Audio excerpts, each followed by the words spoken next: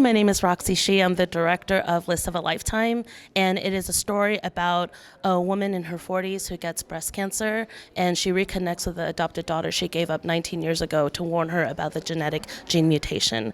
And it is a story about reunion and a celebration of life, and also to basically raise awareness to incite as much preventative care as possible and to raise more awareness about breast cancer. Well, I think the first thing that struck me about the script was that it was a story that could be from any culture, any community, and we have Asian Americans in the lead. It's a very American story, you know? There wasn't any sort of, like, we didn't really focus too much on the distinction of the Asianness of it because it's centered around breast cancer, which is a disease and cancer that affects almost like anybody can get it, you know what I mean? Women mostly, but also men. So we collaborated with the Breast Cancer Research Foundation on the script to make sure that it's as accurate as possible. And also a lot of people came on to do this movie at like this indie crazy low rate because we all know someone who was affected by breast cancer. And I just wanted to ensure that because in my community in Taiwan, we don't really talk about it. Even in family matters, it's so awkward to bring up, it's so taboo to bring up. We hide our cancer from people, you know, because we don't want them to worry. It is part of our love language, you know, to not have others worry about us. But I think it's important that we talk about it because only then when we talk about it can we actually prevent it or find, you know, cures for it, is by having that discussion and having it amplified and having these stories amplified, you know? So this is just one little story in the midst of many, but hopefully people who watch it can resonate with it.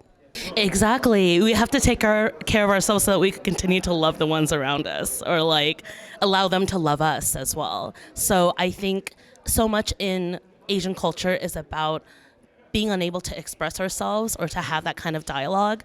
But this film sort of breaks that, I think, and destigmatizes that and tries to normalize having those difficult conversations, even when you feel you have nothing to live for. So it's sort of a coming of age story as well for a woman in her mid-40s, which is something I'm passionate about seeing as well. I just think, you know, women who are older and more mature should also be able to tell their stories too. So I'm very lucky to have Patricia Velasquez, Kelly Hu, Shannon Doherty come on and do this movie with me, you know, because they all offered so much of their insight and color and experiences. And Shannon Doherty is living with stage 4 right now, and she came out and did this movie and has so much energy and like fire and light, you know, passion. It's so inspirational.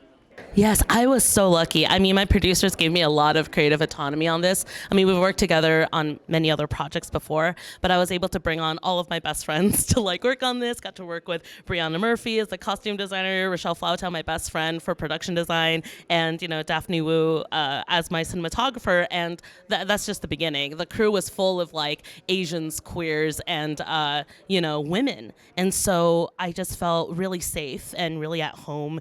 And this way we could really explore, right? And yeah, it was literally a dream project. Like, we all had spirit days, so we would dress up like as pirates. Like on the boat scene, the most emotional scene, I dressed up as a pirate with a hula skirt, and there was like BTS of me like directing very intensely, dressed like Jack Sparrow. So it was so much fun. I think that it's important to have fun in the film industry too. I mean, with the IATSE strike potentially coming up, it's also our responsibility to make sure that like the filmmaking environment feels safe and joyous as well. How was it to have I freaked out when she was interested in taking this, but also Kelly said that, you know, oh my God, I'm trying to keep my train of thought.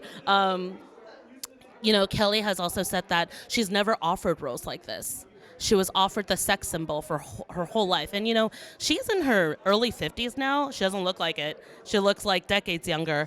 But she said that this was the first time that she was given the opportunity. Kelly Hu, the first time to be given an opportunity like this, where she can act and expand upon herself and show people what she can really do. And she did so much research on this. She's done the most research on this, she said, than all her other projects. And so I just felt incredibly honored that she cared for this movie. And, you know, breast cancer also affected her family. So everybody came in with a personal stake on it. So I just feel very blessed to have been a part of it. I feel very blessed to have helmed it. You know, I just really hope people enjoy the movie and take something away from it. And I don't know. Yeah,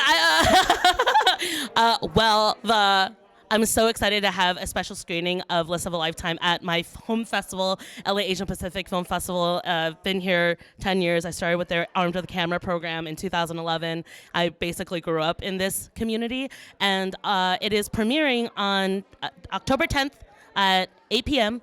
on Lifetime. So make sure, PST, I think. So go check it out on your local networks, on A&E, and I hope that you all enjoy it. Thank you.